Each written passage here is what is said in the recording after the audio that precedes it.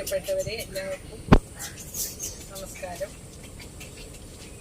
എൻ്റെ പേര് ഇട്ടുകൊണ്ട് തന്നെയാണ് ഈ പരിപാടി. അതെനിക്ക് വലിയൊരു നീരാവനും വായന പറ്റ കൂട്ടുകാരും എന്ന് പറയുമ്പോൾ തന്നെ എന്നെ എത്രത്തോളം നിങ്ങൾ റെസ്പെക്റ്റ് ചെയ്യുന്നു, അല്ലെ എന്നെ എത്രത്തോളം ചേർത്ത് നിർത്തുന്നു എന്നുള്ളതാണ് എനിക്ക് ഏറ്റവും സന്തോഷം തരുന്നത്. ഇങ്ങനൊരു പരിപാടി വളരെ സന്തോഷമാണ് എനിക്ക്, പ്രത്യക്ഷത്തിലും പരോക്ഷമായും.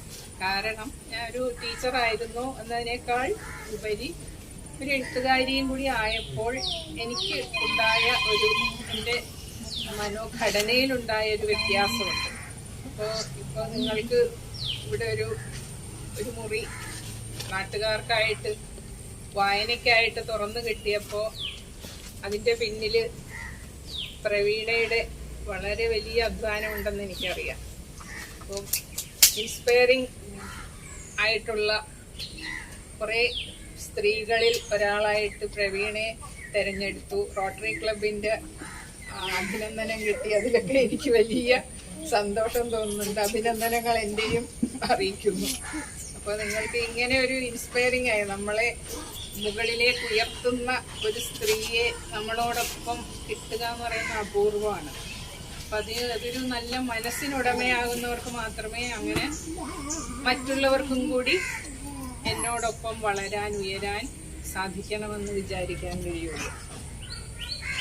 ഒരു ഗ്രന്ഥശാല എന്ന് പറഞ്ഞാൽ കുറേ പുസ്തകങ്ങൾ അടുക്കി വയ്ക്കുന്ന ഒരു സ്ഥലമായിട്ടല്ല, ഒരു സാംസ്കാരിക കേന്ദ്രമായിട്ടാണ് മാറേണ്ടതെന്ന് IV ദാസ് എന്ന് പറയുന്ന വലിയ മനുഷ്യൻ, നമ്മുടെ PN പണിക്കരെ പോലെ തന്നെ വലിയൊരു മനുഷ്യനാണ് IV ദാസ്. അവരുടെയൊക്കെ ശ്രമഫലമായിട്ടാണ് ഗ്രന്ഥശാല സംഘം ഉണ്ടായത്, പിന്നെ ലൈബ്രറി കൗൺസിലായിട്ട് ഒക്കെ മാറിയത്. ഏതായാലും ആ വലിയ മനുഷ്യർ നാടിൻ്റെ വികസനമാണ്, നാട്ടിലെ കുട്ടികളുടെ അല്ലെങ്കിൽ ചെറുപ്പക്കാരുടെ ഉയർച്ചയാണ് നാടിൻ്റെ വികസനം ഒന്ന് സ്വപ്നം കണ്ടിട്ടാണ് അങ്ങനെയുള്ളൊരു പരിപാടി, അല്ലെങ്കിൽ നാട് നമ്മുടെ കേരളം മുഴുവനും ഗ്രന്ഥശാലകൾ ഉണ്ടാക്കിയത്. അതാണ് കാരണം. അപ്പോൾ അതിൻ്റെ പിൻഗാമിയായി ഇവിടെ ഒരു PN പണിക്കരെ പോലെ എന്നൊക്കെ നമുക്ക് നമ്മുടെ നാടിൻ്റെ ഒരു PN പണിക്കർ എന്നുള്ള അർത്ഥത്തിൽ ഒരു സ്ത്രീയാണ് ലഭിച്ചിരിക്കുന്നത്. അത് വലിയൊരു സന്തോഷമാണ് നൽകുന്നത്. കാരണം ഒരു കുടുംബത്തിലെ ഒരു സ്ത്രീക്കാണ് ഉയർച്ച ഉണ്ടാകുന്നതെങ്കിൽ ആ കുടുംബത്തിലെ എല്ലാവർക്കും ഒരേ സമയം ഉയർച്ച ഉണ്ടാകുമെന്നാണ്. അതിപ്പോൾ ജോലി കിട്ടിയാൽ പോലും പറയാറുണ്ട്, കുടുംബത്തിൽ ഒരു സ്ത്രീക്ക് ജോലി കിട്ടിയാൽ കുടുംബത്തിലെ എല്ലാവർക്കും അതിൻ്റെ പ്രയോജനം കിട്ടുമെന്നും, പുരുഷന് ജോലി കിട്ടിയാൽ അവന് അതിൻ്റെ പ്രയോജനം കിട്ടുമെന്നുമാണ്. ഇപ്പം അങ്ങനെ അല്ലെങ്കിലും അങ്ങനെയാണ് പറയാറ്. കാരണം ആ സ്ത്രീയോടൊപ്പം ആ കുട്ടികളുടെ തലമുറയും കൂടി ഉയർത്തപ്പെടുകയാണ് ചെയ്യുന്നത്. അപ്പോൾ ഇവിടെ അങ്ങനെ വരാൻ കഴിഞ്ഞതിലുള്ള സന്തോഷവും സ്നേഹവും ആദ്യം അറിയിക്കുകയാണ്. ഇനി എൻ്റെ പ്രധാന കടമ വായനയെക്കുറിച്ച് പറയലാണ്, അല്ലേ? വായന എന്തിനാണ് നമ്മൾ വായിക്കുന്നത്? അറിവ് നേടാൻ, പ്രധാനമായിട്ടും അറിവ് നേടാൻ തന്നെയാണ്. അറിവിനേക്കാൾ ഉപരി അറിവ് വേണം. നമുക്കൊരു ജോലി അല്ലെങ്കിൽ നമ്മുടെ ജീവിത സാഹചര്യം മെച്ചപ്പെടുത്താൻ ഒരു ജോലി വേണം, അതിനാവശ്യമായ വിദ്യാഭ്യാസം വേണം. ആ വിദ്യാഭ്യാസത്തിന് നമ്മൾ എന്താണോ ആകാൻ ലക്ഷ്യം വെക്കുന്നത് ആ ലക്ഷ്യത്തിന് യോജിച്ച പഠനത്തിന് കൂടുതൽ സഹായിക്കുന്ന മറ്റു പുസ്തകങ്ങൾ വായിക്കണം. അത് പ്രധാനം. അതിൽ ഒട്ടും കോംപ്രമൈസ് ചെയ്യാൻ പാടില്ല. കാരണം ജോലി എന്ന് പറയുന്നത് നമ്മുടെ ഏറ്റവും പ്രധാനപ്പെട്ട, സ്വന്തം കാലിൽ നിൽക്കുക, സ്വയം പര്യാപ്തരാകുക എന്നുള്ളതാണ് ഏറ്റവും പ്രധാനമായ കാര്യം കുട്ടികളെ സംബന്ധിച്ചിടത്തോളം. അതുകൊണ്ട് അതാണ് നമ്മുടെ ലക്ഷ്യം. അതിനു വേണ്ടി തന്നെ ശ്രമിക്കണം. അപ്പം ആ കൂടെ നമ്മുടെ മറ്റു കാര്യങ്ങൾ കൂടി. ഒരു ജോലി കിട്ടിയത് കൊണ്ട് ഒരാൾ മനുഷ്യനാകുന്നില്ല. മനുഷ്യൻ എന്ന് പറഞ്ഞാൽ മതി. നല്ല മനുഷ്യരും ചീത്ത മനുഷ്യരും എന്ന് പറയാൻ പറ്റില്ല. മനുഷ്യരാകുക എന്ന് പറഞ്ഞാൽ മാനവികതയുള്ളവരാകുക എന്നുള്ള. മാനവികത എന്ന് പറഞ്ഞാൽ അത് അലിവ്, സ്നേഹം, മറ്റുള്ളവരോടുള്ള കരുതൽ, ഇതൊക്കെയാണ്. ശ്രീനാരായണ ഗുരു നമ്മുടെ കേരളം കണ്ട ഏറ്റവും വലിയ വിപ്ലവകാരി എന്ന് പറയാവുന്ന മനുഷ്യനാണ് ശ്രീനാരായണ ഗുരു. അദ്ദേഹം പറഞ്ഞിട്ടുണ്ട്, അരുളില്ലാതെങ്കിൽ അസ്ഥി, തോൽ, സിര നാറുന്നൊരുടമ്പ് താനവന്ന്. അരുളെന്ന് പറഞ്ഞാൽ അനുകമ്പ, മറ്റുള്ളവരോട് സ്നേഹം. അതില്ലാത്ത മനുഷ്യൻ വെറും എല്ലും തൊലിയും സിരകളും രക്തക്കുഴലുകളും മാത്രമുള്ള വെറും നാറുന്നൊരു ശരീരമാണ്. ഉള്ളില് അനുകമ്പ നിറയുമ്പോഴാണ് മനുഷ്യരായിട്ട് മാറുന്നത്. അപ്പൊ ആ മനുഷ്യരായിട്ട് മാറാൻ നമ്മളെ ഏറ്റവും സഹായിക്കുന്നത് വായനയാണ്. വായിക്കുമ്പോൾ നമ്മൾ നമ്മുടെ ഒറ്റ ജന്മത്തിൽ കുറേ ജന്മങ്ങൾ ജീവിക്കുകയാണ്. കുറേ ആൾക്കാരുടെ ജീവിതം നമ്മൾ കാണുമ്പോൾ നമ്മൾ നമ്മുടെ സ്ഥാനത്ത് നിന്ന് മാത്രമല്ല മറ്റുള്ളവരുടെ സ്ഥാനത്ത് നിന്ന് കൂടി ചിന്തിക്കാൻ തുടങ്ങും. അപ്പോഴാണ് നമുക്ക് അവരോട് അലിവ്, സ്നേഹം, കരുതല്, സഹകരണം, അങ്ങനെ ആശ്വസിപ്പിക്കൽ എല്ലാം വരുന്നത് അങ്ങനെയാണ്. അപ്പോൾ ആ ഒരു തലത്തിലേക്ക് നമ്മളെ വളർത്താൻ വായന സഹായിക്കും. അതാണ് വലിയൊരു പ്രധാനപ്പെട്ട കാര്യം. അപ്പോൾ നമുക്ക് അറിയുന്ന എഴുത്തുകാരുടെ കാര്യം തന്നെ പരിശോധിച്ചാൽ നിങ്ങൾക്കറിയുന്ന നമ്മളെല്ലാവരും നമ്മുടെ മലയാളികൾ അഭിമാനത്തോടെ കാണുന്ന 1-2 പേരുടെ ദിനാചരണങ്ങളും കൂടി ഈയിടെ കടന്നുപോയി അല്ലേ? ബഷീർ ദിനവും പിന്നെ പൊൻകുന്നം വർക്കിയുടെയും ഒക്കെ അല്ലേ? അപ്പൊ ഇവരൊക്കെ നമുക്ക് വേണ്ടി എഴുതിയത് നിസ്സാരമായി വായിച്ചു തള്ളാവുന്നൊന്നുമല്ല. ബഷീർ എന്ന മനുഷ്യൻ എന്തായിരുന്നു എന്ന് ആ പുസ്തകം, ബഷീർ ജീവിച്ചിരുന്ന കാലഘട്ടം എന്തായിരുന്നു എന്ന് ആ പുസ്തകങ്ങൾ കാണിച്ചു തരികയാണ്.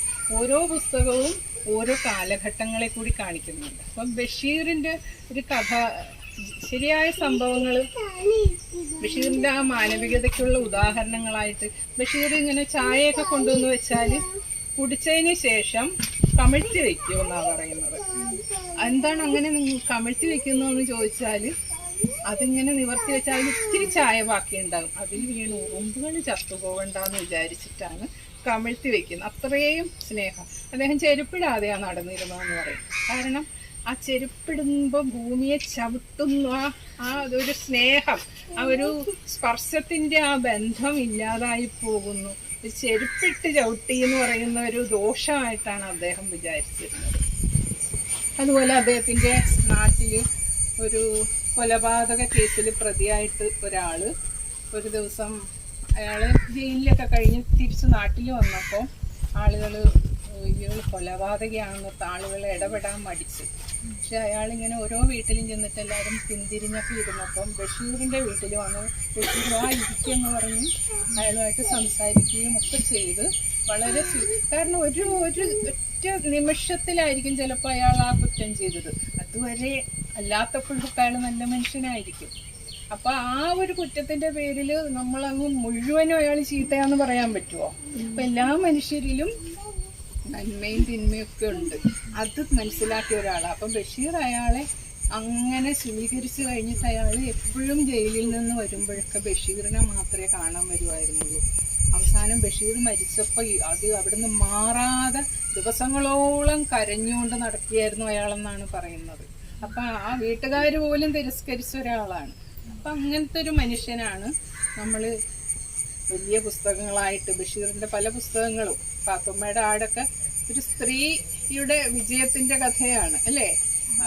ബഷീർ എപ്പോഴും ഒരു പുരുഷന്മാരെ മാത്രമല്ല ഫോക്കസ് ചെയ്തിരുന്നത്, സ്ത്രീകള് മറ്റ് ജീവികളെ ഒക്കെ തുല്യരായിട്ടാണ് കണ്ടിരുന്നത്. അതൊക്കെ പുസ്തകത്തിൽ അങ്ങനെ തന്നെ ഉണ്ടല്ലോ. അപ്പോൾ ഈ തേന്മാവെന്നുള്ള കഥ വായിക്കുമ്പോൾ വഴിയരികിൽ മരിക്കാറായി കിടന്ന ഒരു ആൾക്ക് വെള്ളം കൊടുക്കുകയാണ്. വേറൊരാൾ യാത്രക്കാരൻ വെള്ളം അടുത്ത വീട്ടിൽ നിന്ന് കൊണ്ടുവന്ന് വെള്ളം കൊടുക്കുമ്പോൾ അയാൾ വെള്ളം കുടിക്കാൻ വേണ്ടി എണീറ്റിരുന്നപ്പോൾ നോക്കിയപ്പോൾ ഒരു മാവിൻ്റെ തൈ ഉണങ്ങി വരുന്നത് കണ്ട് കുടിക്കാനെടുത്ത വെള്ളം ആ മാവിൻ്റെ ചുവട്ടിൽ ഒഴിച്ചിട്ടാണ് അയാൾ കുടിക്കുന്നത്. അത് കഴിഞ്ഞ് മരിച്ചു പോയി. അപ്പം ആ മരണസമയത്ത് പോലും വേറൊരു ജീവൻ രക്ഷിക്കാൻ നോക്കിയ ഒരു യാത്രക്കാരൻ്റെ അതാണ് ആ കഥയിൽ തേന്മാവ്. പിന്നെ ആ മാവിൻ്റെ തൈ കൊണ്ടുപോയി വളർത്തി ആ വഴിയാത്രക്കാരൻ കൊണ്ടുപോയി വളർത്തി നിറയെ മാമ്പഴം ഉണ്ടാകുന്നതും ഒക്കെയാണ് കഥ. അതുപോലത്തെ ഒരു മനുഷ്യരെന്ന് പറയുന്നത് നിങ്ങൾ പഠിച്ചിട്ടുണ്ടോയെന്നറിയില്ല. ആ ബഷീറിൻ്റെ ആ കഥയിലും ഇല്ലേ ഒരു പോക്കറ്റ് അടിക്കാരൻ്റെയാണ്. അയാൾ പോക്കറ്റ് അടിച്ച അയാൾ വേറൊരാളെ സഹായിക്കുന്ന കഥയാണ് അല്ലേ? അപ്പൊ അഭിമാനം രക്ഷിക്കുന്ന. അപ്പൊ അങ്ങനെ ബഷീറിന്റെ എല്ലാ കഥകളിലും ഈ മാനവികത, മനുഷ്യ സ്നേഹം എങ്ങനെ തെളിഞ്ഞു നിൽക്കുന്നു. പൊൻകുന്നം വർക്കിയുടെ ശബ്ദിക്കുന്ന കലപ്പ എന്ന് പറയുന്ന ഉൾപ്പെടെയുള്ള എല്ലാ കഥകളിലും